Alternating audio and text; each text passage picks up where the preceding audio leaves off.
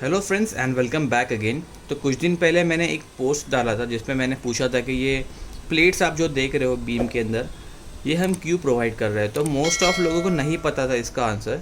तो इस वीडियो में मैं आपको बताऊंगा कि ये प्लेट का पर्पज़ आखिर क्या है। तो इस पर आप टेक्सचर्स वगैरह भी देख सकते हो। ये पूरा प्लेन प्लेट नहीं है, इस पर टेक्सचर्स है, नॉचेस वगैरह आपको देखने के लिए मिलेगी यहाँ पर। तो प्रॉब्लम ऐसा है कि हमारा जो स्लैब है यहाँ पर, जो अभी हम कास्ट करने वाला है, इसके अंदर दो टाइप की ग्रेड है। कॉलम का जो ग्रेड है हमें M50 का दिया गया है, और जो स्लैब और बीम्स है ना, उसके अंदर है M30 का कंक्रीट। ठीक है। तो अभी हमें एक प्रॉपर इंटरफेस फॉर्म करना है कॉलम और स्लैब और बीम्स के बीच में। ठीक है, क्योंकि M50 का कंक्रीट जो है हमें स्लैब में नहीं डालना है।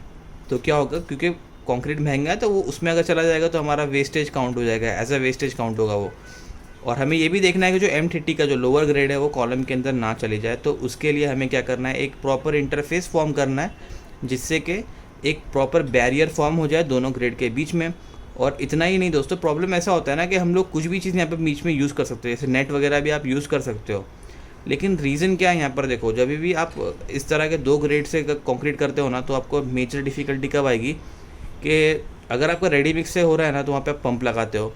तो पंप में अगर आप डायरेक्टली भरना चालू करोगे तो आपकी कॉलम्स क्या हो गए, स्प्रेड आउट हो गए पूरे कॉलम स्लैब के ऊपर। तो आपको क्या करना पड़ेगा, वो पाइपलाइन को हर एक कॉलम के ऊपर लेके जाना पड़ेगा, फिर वहाँ पर जाके उसको भरना पड़ेगा। तो इसमें आपका टाइम बहुत ज़्यादा वेस्ट होगा। तो आप क्या कर सकते हो कि मैनुअली कॉलम एरिया पूरा भर सकते हो। लेकिन आप मैनुअली अगर भरने जाओगे तो क्या होगा कि टाइम बहुत लगेगा, और क्या होगा, कोल्ड जॉइंट फॉर्म हो जाएगा।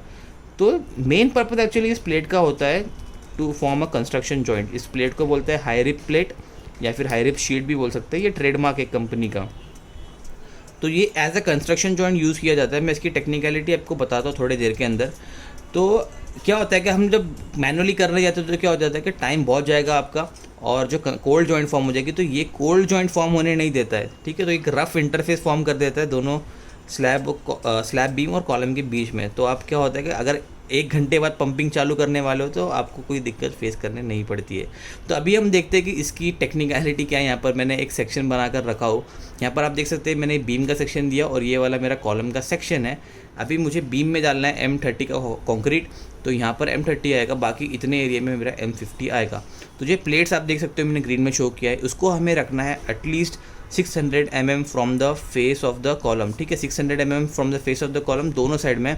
यहाँ तक कि आपका जो स्लैब रहेगा ना ऊपर की तरफ, वहाँ पर भी आपको इस तरह का प्लेट नहीं रहेगी, चलेगा वहाँ पर, लेकिन आपको उतना कंक्रीट को फैलाना है वहाँ तक है। इसका रीज़न दोस्तों ये है कि हमें एक यूनिफॉर्मिटी रखना है। अगर हमने ये इस तरह का इंटरफेस नहीं दिया है बीच में, तो क्या होगा कि चांसेस हो गए कि हो सकता है कि M30 का इसमें चले जाए, या फिर M50 का वहाँ पर चले जाए। तो हमें क्या होता है कि लैप लेंथ वगैरह वो सब ग्रेड के हिसाब से मेंटेन करना पड़ता है। तो एक अगर यूनिफॉर्मिटी रहेगी 600 mm अगर आप पूरा ओवरऑल साइड पर रखोगे, मतलब स्लैब में रखोगे, तो आपके लिए अच्छा रहेगा वो। तो दोस्तों क्या होता है कि ये प्लेट जो होती है ना, इस तरह की सेक्शन में दिखती है, और अगर आप 3D में यहाँ पर देखोगे तो ऐसी होती है।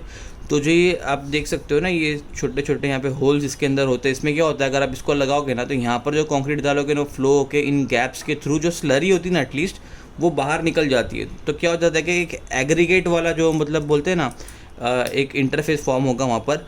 तो उससे कंक्रीट की जो जॉइंट के एरिया में जो स्ट्रेंथ होगी वो उतनी ही आपको मिलती है ऑलमोस्ट। तो इसलिए हम लोग ये हाई रिप सेपरेटर यूज़ करते हैं। तो मेन रीज़न इसका यहाँ पर कंस्ट्रक्शन जॉइंट का होता है, लेकिन ग्रेड सेपरेशन के टाइम पे भी आप यूज़ कर सकते हो अगर आपका बहुत टाइम जा रहा है कॉलम भरने में और बीम भरने में। जैसे कि मैंने स्टार्टिंग में आपको बताया, बकेट से आप करते हो क्रेन की, तो वहाँ पे पहले आपको कॉलम भरना होता है।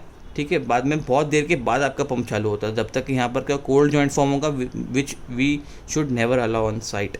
तो इसलिए अगर आपके यहाँ पे हाई रिप प्लेट रहेगी तो क्या हो जाएगा, वो स्टिल यहाँ पर इतना रफ रहता है एरिया, तो आप डायरेक्टली बीम के अंदर पंप से कंक्रीट करोगे तो भी आपको कोई इशू फेस करने नहीं मिलेगा।